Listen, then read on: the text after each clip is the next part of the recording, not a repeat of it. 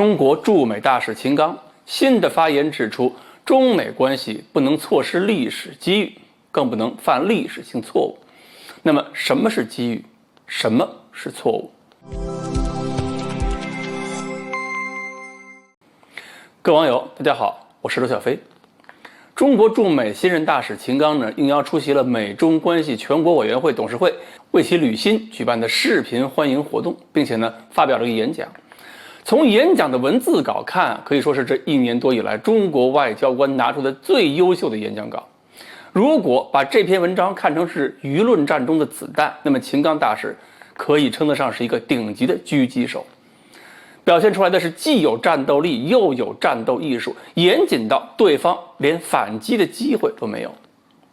首先是秦大使和美国媒体预期的一样，维护中国利益坚决强硬，比如说希望美方高度重视并且认真对待中方提出的3条底线2份清单，特别是要在涉台、涉港、涉疆、涉藏、南海等问题上谨言慎行，尊重中国的主权、安全、发展利益，停止干涉中国内政，不要触碰挑战中方的红线。但是这个文章的主体基调恰恰是在这么强硬立场上表现的友善平和，绝没有任何生硬和枯燥的口号，这就不会导致读者正视中国利益的时候产生对立情绪。这就是刚柔相济的文字水平和战斗艺术。在说到中美关系所面临严峻局面的时候，他说的是美国上届政府采取的极端对华政策给中美关系造成了系统性的破坏，而这一局面迄今没有得到改变，甚至还在延续，这与中美两国人民根本利益和国际社会的普遍愿望背道而驰。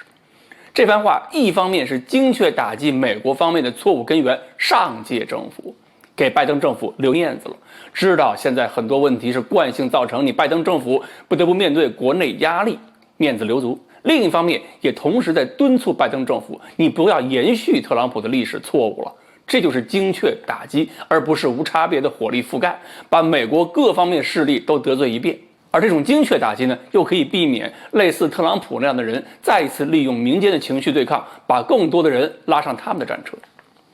而且秦大使还回顾了中美关系50年来的发展成就，批评了中美合作面越来越窄、竞争对抗已经占据主导的错误看法。很值得思考的是，这个错误看法中美双方舆论中分量都很重，持这些观点的人很多。